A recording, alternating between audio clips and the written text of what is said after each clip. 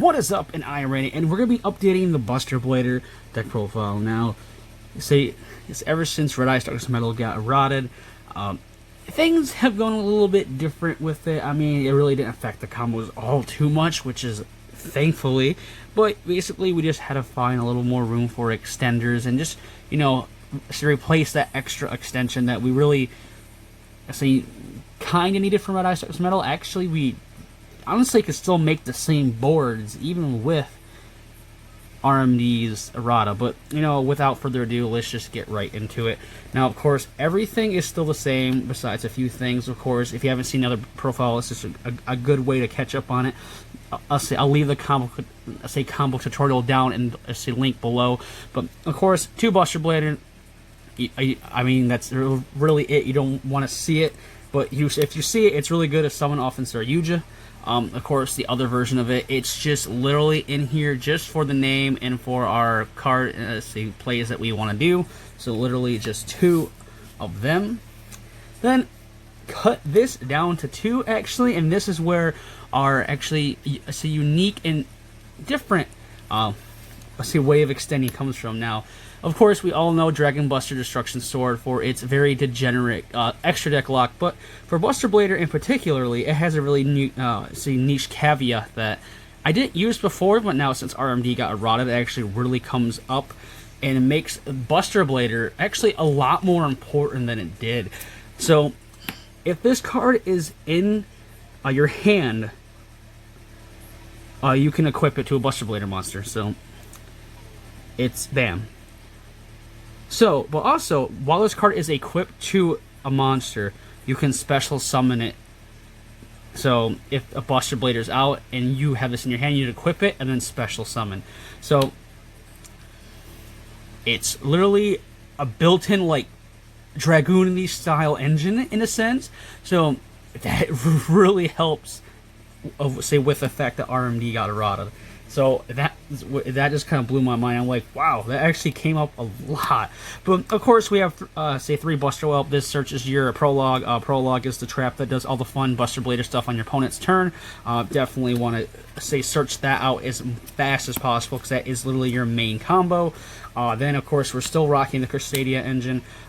Still one of the best engines, I think, in the game currently. Just extends, gets your plays going, puts bodies on boards just to use. So, say 3 Maximus there, say 3 Draco as well. This is the most important Crusadia, I would say, of the deck because it's a dragon. So it's basically another free dragon extender. So definitely 3 of those, and then of course 3 Ouroborea. This is your Crusadia tuner. It enables your very fun, say needle fiber plays to get that out. Just basically to search out basically your Buster Sword. We only use needle fiber for that pretty much reason, to search out the Buster Sword. We don't do the O-Lion, Jet Synchron, all that crazy shenanigans. We're only using it pretty much for the free search and summon of Buster Whelp. Well, Buster Sword. Now for someone else, the Red Ice Darkness Metal Dragon, he's still good. He's errata, so you have to keep that in mind when you do play him, that if you're using a foiled out version, you have to remember the errata. It's simple. Everything's a hard once per turn now. That's it. But he's still good. He's still that extender that easily can come up. 1 Chaos Dragon Legionnaire, insane. Can pop 2, can rip a card out of opponent's hand, can special summon from the graveyard. He can become anything you need him. He's very versatile, and you'll have tons of lights, darks in the graveyard, no matter what. And then to round out for a mini Chaos engine, we have Black and White Dragon. They easily just dragon extenders. They can search each other out. Just really good. Now for some of the new stuff, we have 1 Gateway Dragon. Now for those who do not know what Gateway Dragon is, if your opponent controls a Link monster, you can special summon this card from your hand. So he's an extender if your opponent controls a Link monster, which most time with the meta is they will most likely have a Link monster. But it also makes it, enables the going second part of it, but its other effect is also pretty interesting. Even if you normal summon him once per turn, you can special summon 1 level 4 or lower dark monster from your hand. That's we have a lot of those, especially our Buster Sword and everything else. Insane. And speaking of level 4 or lower dragons, we have one defrag dragon. It's just a free extender. We want some cards in the graveyard, so this having, say, being in our hand, it's always live. It's always a live extender. Even if we open up too many of the Crusadias or anything like that, we can have free fodder to special summon defrag out. But that is it for the monsters. Just basically just replace the Infer extenders. Deck can play through hand traps really simple. I mean, one or two hand traps will not most likely stop the deck, because it'll always have a way out. But you know, it's say Nibiru definitely is a big contender for it. But without further ado, let's just get into the spells. Of course, it's just more extending. Say World Legacy Succession, just an insane extender. Comes up insanely well. Let's say if Ib was still, let's say, legal and not banned, this card would be basically at 1, but say having it at 2, it comes up really easy. It comes up a good amount. Now, of course, we have the most generic extender of all time, Monster Reborn. Yeah, this Monster Reborn, just a great extender. Of course, then we have, of course, one World Legacy Guard Dragon, just our mini Spatha. For our, say, Crusadia engine, in case we can't go into her, we have a way to move zones. The zones are still semi-important with this deck, especially with the Guard Dragon engine, but that's just normal Guard Dragon stuff. One Upstart Goblin, say 39 cards, is always better. Instant Fusion, because we do rock Dark Flare in our, let's say Dark Fire in our extra deck. 1 for 1, because we want to see our Buster Sword, just get it out. 1 Dragon Shrine to mill into stuff, and then 1 Foolish Burial to dump the Dragon Sword as well, so we can equip it with the effect of Buster Dragon. Just ways to set up that play as well, in case we don't open a way to actually send it or anything. So that is it for the spells. Now the traps. Yeah, traps in a deck, that's kind of crazy.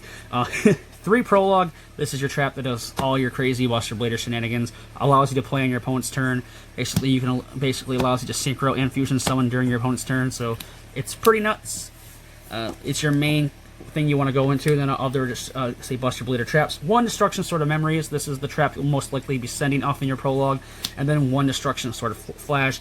It's a solemn judgment for the deck, so, in a sense, so it's always good at just opening to it. You can search it out if you want it. It's just another disruption you can go into.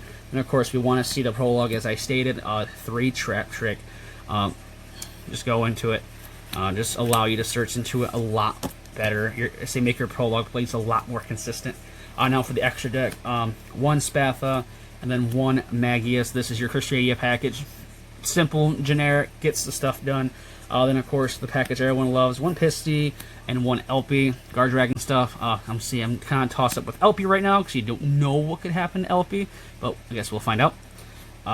Then, of course, the 1 Link Karibo, because we do have level 1s. Always good to go into a Link Karibo. The 1 Buster, say, Protector Whelp. Another way to send your, say, Buster Sword to the grave. To equip it with Buster Dragon later on in the combo. 1 Helki Fibrax, Needle Fiber. Thankfully we don't do nothing really, say, degenerate, say, with him too much, except for just searching out our Buster Sword. He's literally just in here for that. It's a free access, another way into it. Then, of course, our last 2 Link monsters. Sorry, I hit the camera there. 2 Saryujas, so we can burn through Saryujas like it's nothing. We can just cycle through them left and right. This is our way to dig into a way into Prologue and more extenders, because we want to get to that Prologue and we want to extend farther to make the biggest board possible. Like, this deck has a insane break my board personality and just way. Then, of course, after all your Lincoln shenanigans, you can end on an Apollousa, Bow of the Goddess. Just sometimes you can get 3, sometimes you get 4 if you're really lucky, but she is always definitely a good way to end, I'll say, all your Link climbing shenanigans up into it. So that is all the Link monsters. Now we're going to go into your 2 Synchro monsters. 1 Buster Dragon. He's the bread and butter. He gets things, basically allows you to get your all-time skill drain for your opponent out, so it's great. And then, of course, 1 Borreload Savage Dragon. Equip a Saryuja to him. You have a 4 counter, say, Boral Savage Dragon, so just, like I said, big board mentality. And then our fusions, 1 Dark Fire, our instant fusion target. And then, of course, we have Buster Blader, the Destruction, a Dragon Destroyer Swordsman. he's a beast. He's a nuts. He gets big. He can OTK super fast. He can end games instantly. Like, it's nuts. But this has been the update to it. RMD getting hit didn't really affect the deck as much as I thought it would, actually. Like, it's missed, but we do have our workaways around it, and we can still usually end on the same board as always. If you want, I can do an updated say combo video, just illustrate what the deck can really extend into at the time. But say leave a like, comment, and subscribe like always, and then ring the bell so next time I upload a video, so you will know about it. I mean, if YouTube works, I mean, but who knows? But hope you guys are staying safe, staying healthy, and until my next video, bye bye.